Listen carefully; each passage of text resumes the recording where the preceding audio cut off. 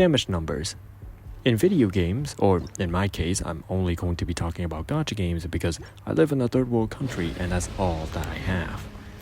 Damage numbers in video games serve one purpose, and that is to tell the player, hey, this attack that you did just did this amount of damage. And I'm making this video to showcase how different games do their damage numbers. So let's start off with the footage you're looking at the background right now, Genshin Impact. In Genshin, when you hit an enemy, a number appears above them, indicating the amount of damage you did, and the color of the number showcases the type of damage you did. White being physical, which every character has, green for Dendro, blue for Hydro, purple for Electro, so on and so forth. There is also a unique number that appears when you do overload damage, and when you land a crit, the number gets bigger, alongside a sound effect. And that's all there is to say for this game. Alright, next.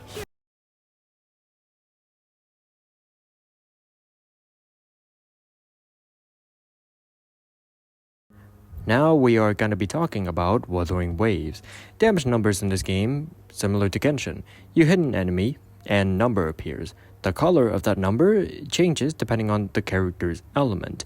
And when you land a crit, the number gets bigger, but unlike Genshin, instead of having a sound effect, they instead make the number brighter, which I do like more because it's a lot easier to tell at a glance, oh, I just landed a critical hit.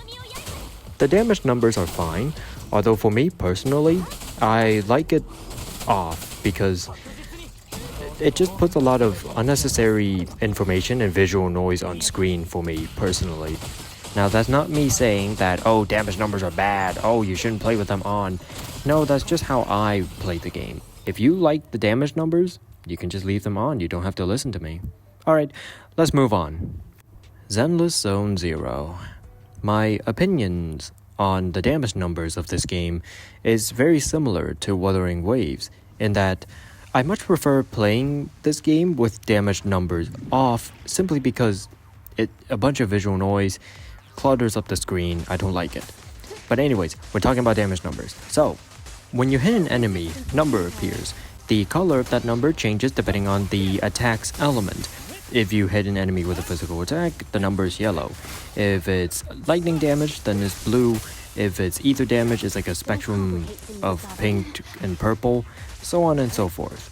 The damage numbers, they serve their purpose, and it even has a neat little animation for when you land a critical hit, plus some exclamation points to show that it's a critical hit. Overall, the damage numbers in this game are fine, but for me personally, and I'm gonna be repeating myself here, I like them off, simply because it's too much visual noise. Alright, next game. Punishing Grey Raven is a game that I hold kinda near and dear to my heart, but you're not here to hear me talk about it. You're here to hear me talk about this game's damage numbers. So, the way it works, hit an enemy, number appears. Said number is indicative of the attack's element. If it's physical, then it is simply white. If that physical hit critted, then it will be yellow. And when you do elemental damage, instead of it changing into the color similar to the element, it instead just has a element symbol next to the number. The elemental symbol changes depending on the type of damage that you just did. Fire being fire damage, lightning symbol for lightning damage, so on and so forth. Now this game has a kinda unique damage system, that being only physical damage can crit, whilst elemental damage cannot crit, which I find kinda interesting. Now there is one more unique damage number in the game, and that has to do with a different class of characters called Ascendants. Or actually, they're called, I think, Uniframes? Or Omniframes? I don't remember. But basically, they have this unique interaction with specific enemies that have a stagger bar. And when they break that stagger bar, they can execute the enemy simply by just getting close and pressing the basic attack button. And by doing that, there's a unique damage number that appears when you do an execution. And just like Wuwa and Zenless, I much prefer having damage numbers in this game off, because visual noise clutters up the screen. I don't like it. And with that, I think we can move on to the next games, which are all turn-based. Now, a common thing that you will see in turn-based gacha games is that whenever an enemy gets hit, there will always be a secondary counter that tracks the total damage a move did, and it can be very useful for multi-hit moves or moves that hit multiple enemies. So let's start off with Honkai Star Rail. I've already said it multiple times, so I'm not gonna say it again. I'll just get straight into the specifics. When you land a crit, the number gets bigger and it also gets brighter as well. There are also letters on top of the number saying crit hit, and that's not the only damage type that it does that to. When you break an enemy, it says break at the top, and when you do super break damage, it says super break. And when you deal dot damage over time, it just simply shows the number, which changes depending on the element, and the elemental symbol on the left side of the number. And that's all about I have to say for this game. Alright, moving on. Girls Frontlines 2 is the next game that I'm going to be talking about, and the way they do damage numbers in this game is very similar, but there are some slight differences. For example, when you deal damage to an enemy, instead of there being a separate damage counter counting up the total damage a move did, it instead just adds up into a singular number and shows at the end this is the total damage the move did.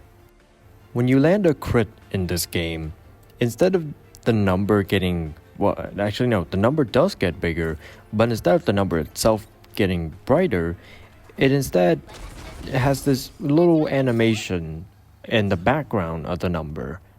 And then of course there is the obvious stuff where the color of the number changes depending on the element that the attack did. Again, I'm not going to be repeating myself, refer to the previous sections for the spiel. There is one more unique number that a specific character has access to that I don't know if any other character in the game currently can do that, and that's Suomi's skill 1. When you use her skill 1, she does like this extra little piece of shatter damage, and the color is completely unique compared to every other damage number in the game.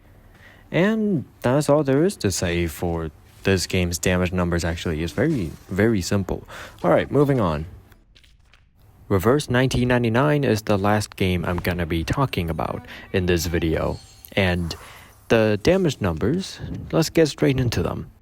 Damage numbers in this game are very, very simple compared to all the other games that I've talked about. It is just very simply, if you're using an attack move, it would just simply show, hey, this move did this amount of damage. And if the character who did that attack has an elemental advantage, then there will be a unique number, both for a crit hit and a non-crit hit. And criticals in this game, they're not gonna lie, I did not realize this, but regular hits can crit. Your character doesn't need to have a elemental advantage against the enemy. You can tell when a normal hit has critted by the smoke cloud that appears at the top right corner of the number. And just like the previous two games, this game also has its own way of calculating the total damage a move did. It is very simply, a character does an attack, and after they've done an attack, numbers appear. After those numbers have appeared, a separate number will appear saying the total damage a move did. There are also numbers for healing as well, and you've noticed I have not talked about what the healing numbers look like, mostly because they all look the same on every game, but this game is unique in that the healing can crit, and there's a unique number that appears when you do a crit heal as well. And that's really about it for this game's damage numbers. They are really, really simple. And with that, we have reached the end of the video. If you somehow managed to enjoy this, then you know what buttons to press. But if you didn't enjoy it, then leave a comment with some criticisms and feedback on how I can improve my videos. That is assuming this video even gets any amount of traction at all.